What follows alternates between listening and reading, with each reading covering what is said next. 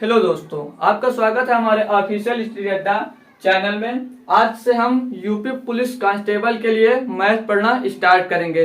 तो उससे पहले हम लोग सिलेबस के बारे में जानना जरूरी है। और यूपी पुलिस कांस्टेबल की लगभग 53,000 वैकेंसी आने वाली है, 2024 में आ जाएगी। ठीक है, तो इस समय एसएससी जीडी की भी भर्ती आ चुकी है लगभग 85,000 के करीब।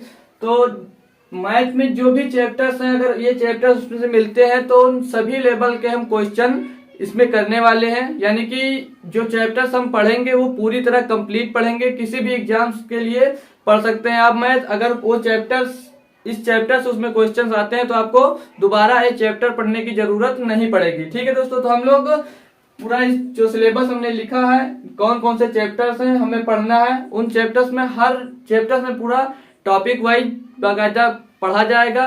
फिर जो हम पढ़ेंगे उसके कंप्लीट नोट्स आपको हम अपने राइटिंग में लिखकर आपको प्रोवाइड कराएंगे। आपको हमारे ऑफिशियल स्टडी अड्डा टेलीग्राम चैनल पर मिल जाएगी। क्लास खत्म होने के बाद तुरंत वहां पर अपलोड कर दी जाएगी। ठीक है, तो दोस्तों हम लोग पहले अपना सिलेबस जान लेते हैं कि क्या क्या हमारे सिलेबस में है, कौन कौन से चैप्टर्स और हम उसको कैसे पढ़ने वाले हैं। तो जैसा कि इसमें देखना दोस्तों, हमारे पास पहला चैप्टर नंबर सिस्टम यानी कि संख्या पद्धति। तो इसमें कई टॉपिक्स है, लगभग ये बड़ा चैप्टर्स है। ठीक है, तो इसमें बहुत से चीज हमको यहीं से पढ़ना रहता है। तो जैसा कि पहले हम इसमें परिमेय संख्या है, यूनिट डिजिट हमें निकालना रहता है, रिकरिंग डेसिमल यानी कि आवर्ती दशमलव, बहुत सारे चीज है जो हम इसमें से सिर्फ इसी में से सीख लेंगे। नंबर, जितने भी नंबर के टाइप होते हैं कि उसमें क्या होता है, भाज्य संख्या, अभाज्य संख्या, सहअभाज्य संख्या, सम, विषम, काफी चीज है जो हम इसमें दोस्तों सीखेंगे। ठीक है, और जैसे कई फार्मूला होता है कि नंबर लिख दिया गया कि इन सम संख्याओं का योग निकालिए, विषम संख्याओं का योग निकालिए, सम या लगभग प्रथम n वर्गों का योग निकालिए। इन सभी फार्मूला के बारे में हम इसी चैप्टर्स में डिस्कस करेंगे। उसी तरह सारे चैप्टर्स आप लोग यहाँ पर देख सकते हैं। सभी चैप्टर्स के बारे में हम लोग ऐसे ही बाकायदा टॉपिक वाइज एक एक हम क्वेश्चन को सॉल्व करेंगे और अच्छे से उसे करेंगे, ताकि कोई भी एग्जाम में आप इन चैप्टर पूछे जा रहे हैं उसमें तो आपको कोई भी दिक्कत नहीं पड़ने वाली है। ठीक है दोस्तों, तो इन सिलेबस को आप लोग देख लीजिए। फिर हम आज के लिए थोड़ा सा डेमो के लिए लगभग 2-4 क्वेश्चन भी करवा रहे हैं जो आप लोग देख सकते हैं। तो इससे नोट करने के बाद हम आपको क्वेश्चन भी करवाएंगे, तो आप लोग इसे देख सकते हैं क्या है आपके सिलेबस में। तो शुरुआत करेंगे हम दोस्तों बहुत ही बेहतरीन क्वेश्चन से। इसमें जैसे दिया गया है क्वेश्चन नंबर 1 में A अनुपात B बराबर 1:2 दिया है, B अनुपात C बराबर दिया 3:2 है, C अनुपात D बराबर 1:3 है। तो हमें ज्ञात करना A, B, C और D ज्ञात करना है। कि अनुपात में जो क्वेश्चन ऑप्शन दिए गए हैं, इन ऑप्शन में से हमारा कौन सा ऑप्शन सही होगा। तो हम इसे कैसे सॉल्व कर सकते हैं, हम इसको दोस्तों बाई ऑप्शन से भी सॉल्व कर सकते हैं और हम इसे जो बेसिक तरीका से सॉल्व कर सकते हैं। तो हम दोनों विधियां आपको बताएंगे कैसे हम क्या सॉल्व कर सकते हैं। तो पहले हम इसमें क्या ज्ञात करना, हमें ज्ञात करना है A अनुपात B अनुपात C अनुपात D, हमें ये यहाँ पर ज्ञात करना है। तो हम पहले देखेंगे A अनुपात B क्या दिया है। तो A अनुपात B हमें दिया है 1:2 दिया है। ठीक है, बाकी इनको हम यहाँ पर छोड़ देंगे। फिर B अनुपात C क्या दिया है, 3:2 दिया है। तो 3:2 BC का मान रख देंगे, यहाँ पर छोड़ देंगे। ठीक, फिर देखेंगे C अनुपात D क्या दिया है। तो C अनुपात D दिया गया यहाँ पर 1:3। ठीक है, तो अब यहाँ पर बचा क्या, जो यहाँ पर आपकी इस साइड में बचेगा, तो इस साइड में पीछे क्या 2 है तो यहाँ पर 2 भर देंगे। फिर यहाँ पर आगे क्या है 3, तो यहाँ पर 3 भर देंगे। इसमें पीछे 2 है तो यहाँ पर 2 भर देंगे। इसमें 1 है तो पूरे में 1 भर देंगे। अब हम इसको कैसे सॉल्व करेंगे, जो यहाँ पर आया है इसको आपस में आप लोग मल्टीप्लाई करके सीधे यहाँ पर लिख देना आपको। तो 1 का मल्टीप्लाई 3 से, 3 का मल्टीप्लाई 1 से, तो होगा क्या हमारा 3 अनुपात 2 3 6 कन्नम 6, 2 दूना 4 कन्नम 4, 2 दूनी 4 3 12। तो हमारे यहाँ पर क्या आ गया 3:6:4:12। तो हमारे यहाँ पर ऑप्शन नंबर डी सही हो गया। अब इसे अगर आप लोग ऑप्शन से करते तो कैसे कर सकते थे, तो हम इसको सिर्फ आप लोग सबसे इजी आपके लिए पड़ेगा ऑप्शन से करना। तो ऑप्शन से करने के लिए आप देख सकते हैं यहाँ पर A B किया दिया है 1:2। तो यहाँ पे देखेंगे तो 1:2 यानी कि ये 1:2 में है 3 एकम 3 3 दूनी 6, तो ये हो सकता है। फिर देखेंगे C और D, C D है 1:3, तो ये 1:3 में नहीं, यानी कि 9 तो भाग करेंगे अगर हम, तो 9 एकम 9 9 3 27 होना चाहिए, तो ये ऑप्शन नहीं हो सकता। फिर यहाँ पर देखेंगे 1:2, तो 1:2 में ये भी नहीं है।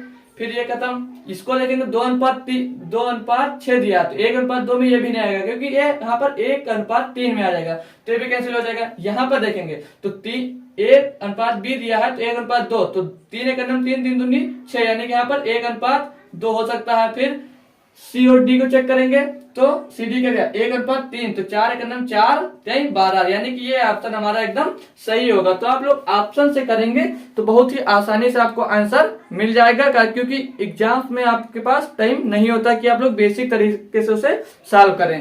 तो ऑप्शन वाइज आप लोग अवश्य याद रखेंगे। यहाँ पर दिया यदि x अनुपात y क्रमशः 4:5 है तो 8x - y अनुपात 9x - 7y का मान क्या होगा। ठीक है, तो यहाँ पे ऑप्शन दिया 2:1, 1:2, 2:3, 1:2 दिया गया। तो यहाँ पर हमें दिया x का मान 4 है और y का मान 5 है, तो x का मान यहाँ पर 4 है, y का मान क्या 5 है। तो इसको हम सॉल्व करेंगे तो क्या होगा 8 × 4 - 6 × 5, इसको ब्रैकेट में कर लेंगे, अनुपात लगाएंगे 9, x का मान 4 है 4 रखेंगे, -7 × y का मान दिया हमारे पास 5, इसको सॉल्व कर लेंगे बस। 8 चौक 32, 6 पंचे 30, अनुपात 9 चौक 36, -7 बचे 35, सॉल्व करेंगे यहाँ पर 2 बचेगा, अनुपात लगाएंगे 36 में से 35 जाएगा, बचेगा 1, तो हमारा ये क्या हो जाएगा दोस्तों आंसर हो जाएगा, यानी कि 2:1 हमारा इसका परम सत्य आंसर हो जाएगा। देखिए दोस्तों बहुत ही आसानी से क्वेश्चन सॉल्व हो गए हैं। तो और भी इसके बाद हम आपको क्वेश्चन बताने वाले हैं, तो उसको भी देख लीजिए। तो अब दोस्तों एक हम एवरेज का क्वेश्चन देखेंगे, फिर हम एक परसेंटेज का भी क्वेश्चन देखेंगे। तो इसमें पहला 3 नंबर का क्वेश्चन हमें दिया है कि 9 छात्रों तथा उनके अध्यापक की औसत आयु 16 वर्ष है। प्रथम 4 छात्रों की औसत उम्र 19 वर्ष है तथा अंतिम 5 छात्रों की औसत आयु 10 वर्ष है, तो अध्यापक की उम्र कितनी है। दोस्तों 9 छात्रों में मतलब 9 छात्रों तथा उनके अध्यापक की औसत आयु 16 वर्ष है, तो क्या 9 छात्र हो गए और एक अध्यापक मिलाकर कितने हो गए दोस्तों 10। ठीक है, 10 हो गए पूरे हमारे पास जितने लोग हैं। फिर कितनी इनकी औसत आयु 16, तो 10 को मल्टीप्लाई करते हैं हम लोग दोस्तों 16 से, तो कितना हो जाएगा ये 160। फिर आगे क्वेश्चन पढ़िए क्या दिया है कि प्रथम 4 छात्रों की औसत उम्र 19 वर्ष है, तो प्रथम 4 छात्रों की औसत उम्र कितनी है दोस्तों 19 वर्ष, तो 19 चौक 76। ठीक, फिर देखेंगे आगे अंतिम 5 छात्रों की औसत आयु 10 वर्ष है, तो औसत आयु कितनी है दोस्तों 5 छात्रों की 10 वर्ष है, तो इसको जब आपस में मल्टीप्लाई करते हैं तो कितना आ जाता है 50। ठीक, अब हम क्या करेंगे, इसमें हमारे पास पहले 4 छात्रों की औसत आयु निकल आई, फिर लास्ट में 5 छात्रों की औसत आयु निकल आई। अब इसको हम आपस में जोड़ देंगे तो 6 के 6 और 7 5 12, 126 आ गया। टोटल कितना था दोस्तों यहाँ पर 160। 160 से आप 26 को माइनस कर देंगे, तो यहाँ पर 10 में 6 गए, आपके पास बचे 4 और 15 में 2 गया बचा, 15 में 12 गया 3 बचा, तो यहाँ भी 34 वर्ष आ गया। अब ये देखो यहाँ पे 9 छात्रों की औसत आयु निकलेगा, यहाँ पे टीचर का इंक्लूड था, इसमें 160 आया था, तब हम स्टूडेंट की औसत अलग हम एक निकाल कर फिर इसमें से जब हम पूरे टीचर की भी इंक्लूड थे उसमें से हम घटा देंगे तो टीचर की औसत आयु यहाँ पर पता चल गई, यानी कि टीचर की औसत आयु कितनी होगी 34 वर्ष होगी, जो टीचर की उम्र है वो 34 वर्ष है। फिर यहाँ पर देखते हैं दूसरा क्वेश्चन, ये परसेंटेज है, इसमें दिया x की आय y से 20% अधिक है, तो y की आय x से कितने प्रतिशत कम है। तो देखिए कि यहाँ पर ऑप्शन 1 नंबर पे 25%, फिर 16.66%, 14.29%, फिर 20%। तो इसमें से कौन सा ऑप्शन होगा, आइए हम इसको भी सॉल्व कर देखते हैं। तो x की आय y से 20% अधिक है, तो हमेशा आय जब हम इस टाइप के क्वेश्चन सॉल्व करते हैं तो उसमें हमेशा आय को हम लोग कितना मानते हैं 100%। ठीक, तो 100% मानेंगे तो y की आय भी 100% होगी और x की भी 100% होगी, तो यहाँ पर y से 20% अधिक है, तो x की आय हो जाएगी y से कितनी अधिक हो जाएगी 20% अधिक, तो 120 हो जाएगी और इनकी कितनी हो जाएगी 100। अब इनको हम कट करेंगे तो यहाँ पर आ जाएगा 6 और यहाँ पर 5, इन दोनों का अनुपात मतलब इनको माइनस करेंगे तो 1 आ रहा, तो इसे हम लिखेंगे सर, यानी कि 20 से काटेंगे इसको तो 6 आ गया, 20 पंचे 100 हो गया, तो यहाँ पर इन दोनों का अंतर कितना 1, तो यानी कि 1:1/6, 1/6 इनके बीच का अंतर है। तो हम परसेंटेज में कैसे ज्ञात करेंगे, मतलब कम है, परसेंटेज में ज्ञात करने के आपको पता होगा 100 से हम लोग मल्टीप्लाई करते हैं, तो फिर 2 से काटेंगे 2 3 6 और 2 से काटेंगे 50 आ जाएगा, इसके बराबर क्या आ जाएगा 50/100।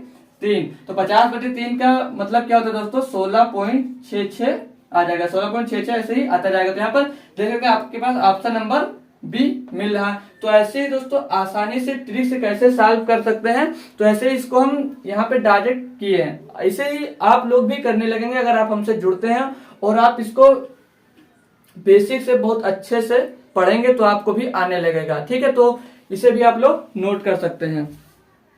तो एक क्वेश्चन हम लोग दोस्तों और करेंगे। इसमें दिया है किसी वस्तु की अंकित मूल्य लागत मूल्य से 10% अधिक है, अंकित मूल्य पर 10% की छूट दी जाती है, तो विक्रेता को प्रतिशत लाभ या हानि ज्ञात करें। तो ऑप्शन एक है, ना लाभ होगा ना हानि होगा, फिर बी ऑप्शन में 5% की हानि, फिर सी ऑप्शन में 1% का लाभ होगा, फिर डी ऑप्शन 1% की हानि होगी। तो इस टाइप के क्वेश्चन को करने के लिए हम लोग एक फार्मूला पढ़ते हैं। ठीक, तो वो फार्मूला क्या है पहले देखते हैं। यानी कि सेम जब लागत कुछ बढ़ता है कुछ घट जाता है तो सभी के लिए आप लोग एक फार्मूला सिर्फ इसमें लगा सकते हैं। तो फार्मूला क्या होता है, m+n+mn/100 ये हमारा फार्मूला होता है, जिसमें दोस्तों कुछ बढ़ता है और फिर कुछ घट जाता है, तो उसके लिए हम फार्मूला लगाकर ज्ञात कर सकते हैं कि कितना लाभ हो रहा है या हमारे पास हानि हो रही है। ठीक है, तो 10% लाभ कितना हो, 10% का मूल्य अधिक है 10%, तो 10 फिर m, और जब छूट दी जाती है तो उसको माइनस के साथ में लिखते हैं। तो n का मान माइनस का 10, फिर यहाँ पर प्लस दिया है mn, तो mn 10 दोनों दिया, 10 मल्टीप्लाई माइनस का 10 बटे में 100 दिया। इसे सॉल्व करते हैं दोस्तों, तो 10 में से 10 निकल जाएगा तो 0 बचेगा, और यहाँ पे 10 दाम 100, तो यहाँ पर ये माइनस आगे आ जाएगा, 100/100 आ जाएगा। तो 100 के 100 से काटेंगे दोस्तों, तो यहाँ पर क्या बचेगा आपके पास, 0 - 1 यानी कि माइनस का 1 बचा। तो माइनस का 1 बचा यानी कि लॉस हो रहा। तो हमेशा जो हमारे पास कॉस्ट प्राइस होती है, यानी कि कोई वस्तु होती है, तो उसको हम सीधे 100 मान लेते हैं। ठीक, 100, तो इसमें जितना माइनस हुआ यानी कि जितना आता है उतने ही % हो जाता है। तो इसमें से हम -1 कर रहे हैं, तो यानी कि -1, तो यानी कि 1% का लॉस हो रहा है, यानी कि 1% का लॉस हो रहा है। तो ऑप्शन नंबर हमारा डी हो गया। ऐसे ही आसानी से सॉल्व किया जाएगा क्वेश्चन को, और बाकायदा आपको बेसिक से भी बताया जाएगा कि क्वेश्चन कैसे आप लोग सॉल्व कर सकते हैं, ट्रिक से भी बताया जाएगा कि कैसे आप सॉल्व कर सकते हैं, तुरंत कैसे सॉल्व कर सकते हैं, देखते ही आंसर भी बता सकते हैं, ऐसे जैसे हम लोग आपको ट्रिक बताएंगे। तो आई होप दोस्तों हमारा सेशन आपको अच्छा लगा होगा। आप लोग चैनल को सब्सक्राइब कर और लाइक भी कर दीजिए। जो लोग मैथ पढ़ना चाहते हैं किसी भी एग्जाम्स के लिए, वो लोग हमारे चैनल से जुड़ सकते हैं। आप अपने दोस्तों के पास भी हमारे चैनल को शेयर कर दीजिए अगर वो मैथ पढ़ने के इच्छुक हैं। ये पूरा जो हम पढ़ाया जाएगा फ्री ऑफ कॉस्ट होगा, आपको PDF भी मिलेगी, आपको आसानी से नोट बनाने में भी कोई दिक्कत नहीं होगी। तो जय हिंद, जय भारत।